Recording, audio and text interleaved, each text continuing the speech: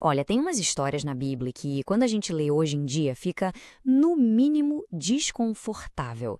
E a história de Ananias e Safira é com certeza uma delas. É uma daquelas narrativas que parecem, sei lá, brutalmente injustas e que deixam a gente com uma pulga atrás da orelha. Para ir direto ao ponto, a história é a seguinte: um casal, Ananias e Safira, mente sobre o valor de uma doação que eles fizeram para a comunidade. E a consequência? Puf! Eles caem mortos na hora, um depois do outro, assim, sem mais nem menos. E é exatamente aí que a nossa análise começa. Porque, né? Vamos combinar. A punição parece totalmente desproporcional. Morte instantânea por uma mentira sobre dinheiro. Por que algo tão severo? Para a gente conseguir entender o que está por trás disso, a gente precisa mergulhar fundo no contexto. Esse caso, que está lá no livro de Atos, nos força a olhar bem além da superfície. Porque, como a gente vai ver, não se tratava só de um casal sendo desonesto. Tinha algo muito, mas muito mais profundo em jogo. E para entender o crime, a gente precisa primeiro entender o cenário. A gente está falando de uma comunidade que era, bem, quase ideal. A primeira comunidade cristã em Jerusalém não era um grupo qualquer, não. Era uma coisa radicalmente nova. O livro de Atos pinta um quadro mais ou menos assim. Era um grupo onde tudo era compartilhado. Ninguém olhava para suas coisas e dizia: "Ah, isso aqui é só meu." Quem tinha terras ou casas simplesmente vendia e levava o dinheiro para os apóstolos. E eles, então, distribuíam para quem precisasse. O resultado? Não havia necessitados entre eles. A identidade daquele grupo era esse cuidado mútuo, essa generosidade radical. Era um jeito totalmente novo de viver. E o Barnabé era o exemplo perfeito disso tudo. A doação dele foi super celebrada, não só pelo valor em si, mas porque era um ato genuíno, sabe? Uma participação de coração que fortalecia todo mundo. Ele era basicamente a personificação desse ideal da comunidade. E aí, no meio disso tudo, surgem Ananias e Safira. À primeira vista, parecia que eles estavam seguindo o belo exemplo do Barnabé. Mas, como a gente vai descobrir, a motivação e a ação deles eram fundamentalmente diferentes e muito perigosas. O plano deles foi totalmente deliberado e secreto. Primeiro, eles vendem a propriedade, depois, fazem um acordo entre si para guardar uma parte da grana só para eles.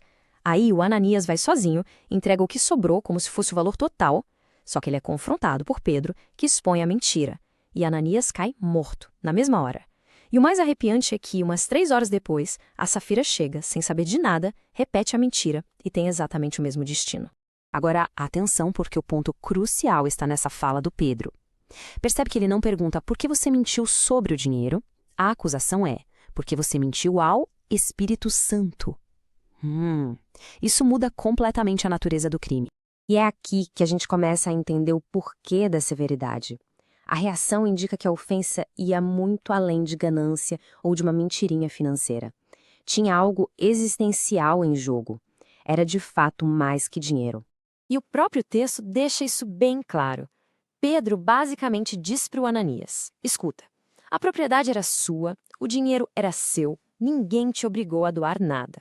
O pecado, então, não foi guardar o dinheiro. Foi a mentira sobre o ato. Foi a hipocrisia, a encenação. Aqui a gente vê a diferença bem nítida. O que parecia um crime de ganância era, na verdade, uma mentira ao Espírito Santo. O que parecia ser só reter um dinheiro era, na verdade, falsificar a própria generosidade. A intenção não era só enganar os apóstolos, mas se passar por um membro genuíno da comunidade, sem ser de verdade. E essa é a conclusão de Pedro. Para aquela comunidade, onde o Espírito Santo era visto como o elo que unia todo mundo, uma mentira contra o valor central deles, a generosidade honesta, era uma mentira direta contra Deus. Com isso, a gente chega no coração do problema. A punição foi tão drástica porque a mentira de Ananias e Safira não era uma falha pessoal, isolada. Era uma ameaça existencial àquela comunidade frágil e recém-nascida. Uma análise teológica define eles como a palavra perfeita: impostores, pessoas que fingem ser algo que não são. Eles não eram só avarentos, eles estavam fingindo uma devoção, uma identidade que eles não tinham. Basicamente, queriam os aplausos da generosidade, mas sem o custo real dela. O que eles fizeram, na prática, foi tentar importar um sistema de valores totalmente oposto para dentro daquele grupo. De um lado, você tinha a economia da comunidade, baseada no amor, no cuidado mútuo. Do outro, a economia do Império Romano, que era sobre doar para ganhar status, para parecer importante. A ação deles parecia altruísta, mas a motivação era egoísta. Era um veneno. Então, para a gente resumir, a mentira deles era um ataque direto ao DNA da comunidade. Era uma falsificação da própria força que os mantinham unidos.